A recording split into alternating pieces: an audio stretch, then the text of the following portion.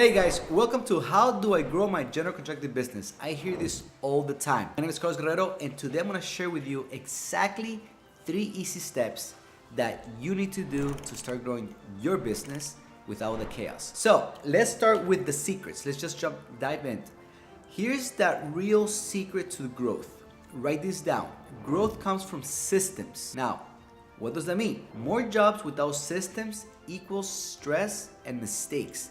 And you guys know that mistakes cost a lot of money. Just one little mistake at the job site, it's gonna cost you thousands. One little mistake in your sales process is going to cost you a whole project. One little mistake in bad marketing is going to cost you thousands of lost opportunities. So mistakes comes with stress and mistakes. Without systems, it comes with stress and mistakes. Now, number 2, structure beats hustle. Every single time. Once you have, I don't care how many hours you work and you're hustling every single day and you're pushing, but if there's no structure in your process, you're basically winging it. This is probably the number one reason most contractors fail, because they wing it. And when you wing it, you're always doing things differently. And when you do things differently, you can't track your performance. You cannot track how well you're doing. You cannot track how well your team is doing. So winging it, never works. And number 3, every part must work together. Now there's 3 parts in your business that you need to do that works together, which we're gonna speak about in a few seconds, which is marketing, sales, and operations. So let's jump into that right now. So here's step number 1. Step number 1 to start growing your general contracting business is nail the basics. Guys, the basics. Listen to me. A lot of times we overcomplicate things. But if you just focus on the basics and simplify stuff, things are gonna get easier. So number 1, how to nail the basics. Clear vision and goals. The first thing that you guys need to do, and if you haven't done it yet, is what is the vision for the business? What is the vision? What do you see the business? What do you see? Do you see yourself working 100 hours a week? Do you see a lot of people around you? Do you see yourself just going in and working part-time and the business continues growing? What is the vision? And then what is the goal? What is the revenue goal in your business?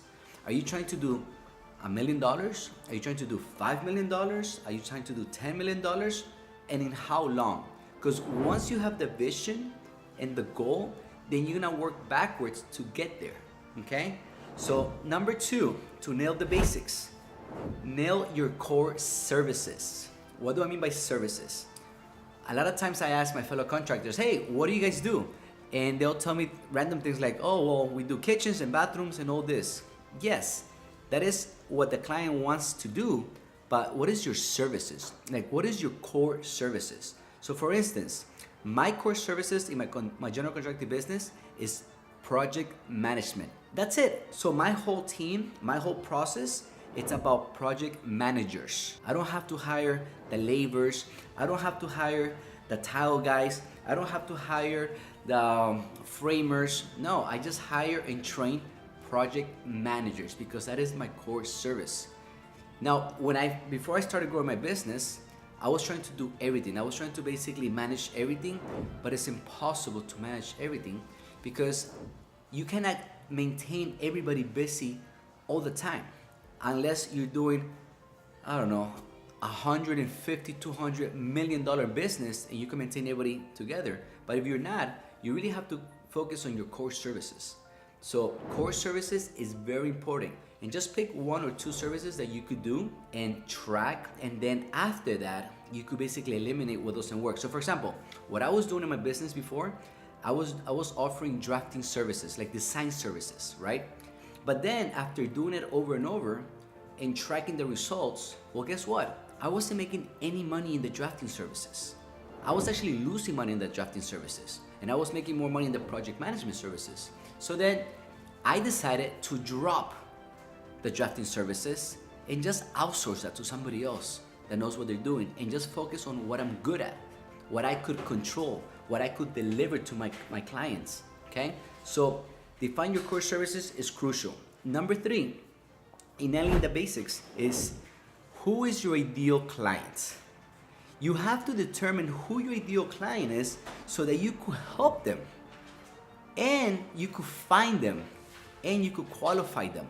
So for instance, if you're just basically trying to do any type of project and you don't know like who you help, like is it a homeowner? Is it another general contractor? Is it a property management office?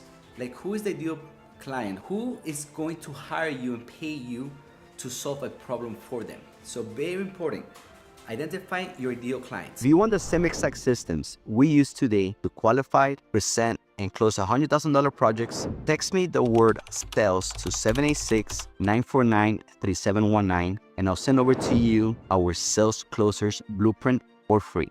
You're welcome. Now, step 2, build systems.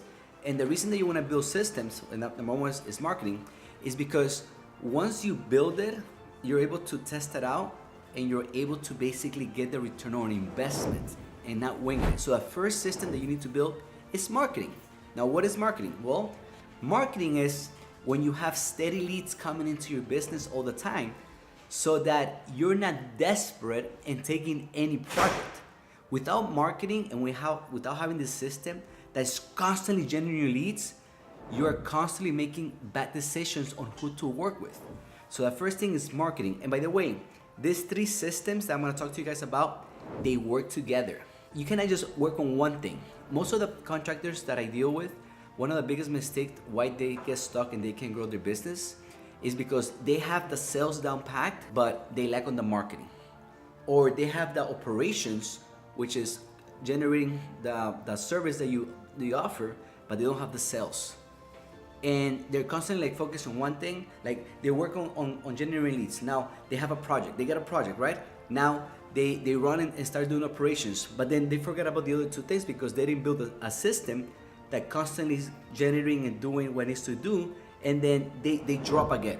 And then they go desperate mode and they run back to the sales. They run back to the marketing, and they're basically back and forth. Their business goes like this, up and down, up and down, up and down. And that's not how you grow a business. You need to have all 3 running together. So the next one is sales.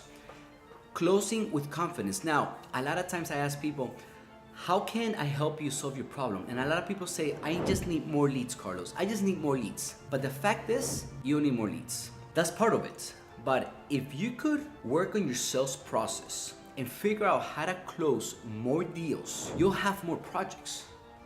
But you have to learn the sales system. And what I mean by sales system is you need to basically identify a step-by-step process on how to do sales. From the point that when somebody comes to your door and says, hey, I wanna get an estimate from you, what happens next? What is your sales process? Do you just call and then just send them a proposal by email? Or do you have a whole step-by-step to increase your closing ratio? And the last system that you need in your business is going to be operations. Operations is basically once somebody signs the contract, how are you going to deliver the process? How are you going to deliver the product, the service that they're signing for? Like, what is your operations process? How's your onboarding to the client? How do they feel when they sign the contract? Do they feel like they made that right decision hiring you? Or is it just winging it and then hoping you finish the project? So it's very important to have a process for operations so that not only you're able to deliver great service to your clients, but also you're able to track where are you doing good? Where do you need to improve? Because by the way, when you build all the systems, it doesn't end there. It's also about trial and testing, seeing what works, making little adjustments to your process so that you can start hiring people. And once you hire people, they could follow the same process. Step number 3, you have to keep it simple. Listen to me. Keep it simple. Write this down. Keep it simple. A lot of times, the biggest mistakes that we do is that we overthink about what to build or how to do it, and then we get stuck. But the truth is, you have to keep it simple and just build something basic. Then you have to go through the test and trial and making adjustments. So keep it simple. Stop chasing random jobs. I repeat, not everybody that comes through your doors is an ideal client. You want to keep it simple by basically, once you understand who you could help and who's your ideal client, then work with those people only. Don't try to take any jobs that you know is going to be hard for you to sell it. It's going to be hard for you because you don't have the resources to deliver the product and service. A lot of times, like, you know, we try to follow the shiny object. You may not have the resources to do I don't know, let's assume you're a general contractor and you're doing interior remodeling, and somebody calls you to do a commercial building. You don't have the resources for the commercial building yet.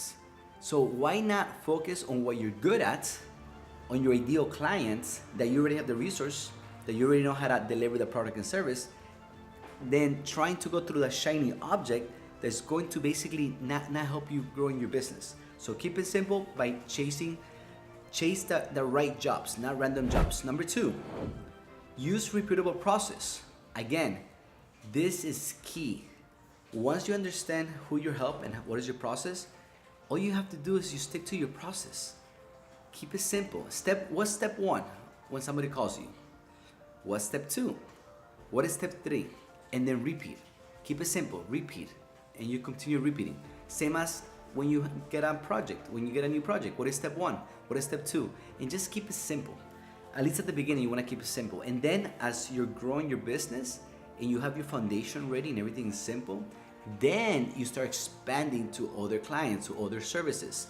But first, you want to keep it simple in one or two things. And number 3, you have to track your numbers weekly, even daily. Like, you want to track, and the reason that you want to track everything in your business, not just the numbers, but the numbers, you want to track the numbers because the numbers are going to tell you what's coming in your business.